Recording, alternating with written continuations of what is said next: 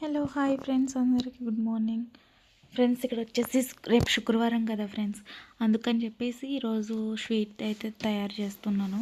సింపుల్గా అనమాట, చాలా చాలా సింపుల్గా తయారు చేస్తున్నాను అనమాట, కానీ వెరీ టేస్టీ అనమాట. నేను అయ్యప్ప గుడిలో ఈ స్వీట్ పెట్టారు మొన్న భోజనాలకి. అంటే ఆ రోజు పడి పూజ ఉంది, ప్లస్ షష్ఠి. ఆ రోజు మాత్రం ఈ స్వీట్ పెట్టారు గుడిలో. చాలా అంటే చాలా నచ్చేసింది నాకు. అందుకని చెప్పేసి నేను అది అక్కడ కొంతమంది తెలిసిన వాళ్ళు ఉంటే వాళ్ళని అడిగి తెలుసుకున్నా ఎలా చేశారు ఏంటని చెప్పేసి. అయితే అది ఇప్పుడు నేను చేస్తున్నాను అనమాట. చాలా సింపుల్ ప్రాసెస్. రేపు ఫ్రైడే కదా, ఎవరైనా అంటే మ్యాక్సిమం పూజలు చేస్తారు కదా రేపు. ఇక ఎవరైనా ప్రసాదం కింద చేసి పెట్టుకుంటారేమో అని చెప్పేసి నేనైతే ఇది చేయడం జరిగిందనమాట. అయితే ఫస్ట్ నెయ్యి వేసుకున్నాను అనమాట. ఈ నెయ్యి ఎంత వేసుకుంటే అంత టేస్టీగా ఉందన్నమాట.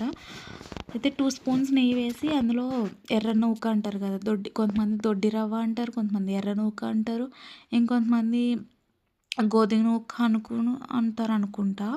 అయితే ఇది దొడ్డి రవ్వ అనమాట. మన తెలంగాణ సైడ్ అయితే దొడ్డి రవ్వ అంటారు.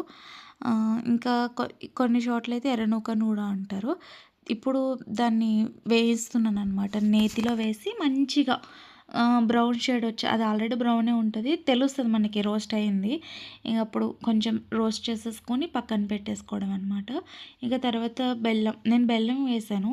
మీరు పంచదార వేసుకోవచ్చు, ఇంకా తాటి బెల్లం కూడా యూజ్ చేయొచ్చు, ఏదైనా బాగుంటుంది స్వీట్కి. నేను వాటర్ పెట్టుకున్నాను ఇక్కడ. ఫస్ట్ ఆ కప్పు నూకకి 2 గ్లాసులు వాటర్ తీసుకున్నా. అంటే ఆ చెమ్ముతో 2 గ్లాసులు అయితే అవుతుంది వాటర్ అనమాట. కొన్ని తీసుకోండి ఎక్స్ట్రా, ఎందుకంటే కొంచెం గట్టిగా అయింది చల్లగా అయినాక.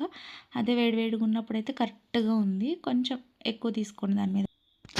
ఇక్కడ నేను బెల్లం వేసేసుకున్నాను. నా దగ్గర బెల్లం ఉందన్నమాట. దాన్ని చిన్న చిన్న పీసెస్ కింద కట్ చేసేసుకొని నేను వేసుకుని వాటర్లో కరిగించుకున్నా ఫస్ట్.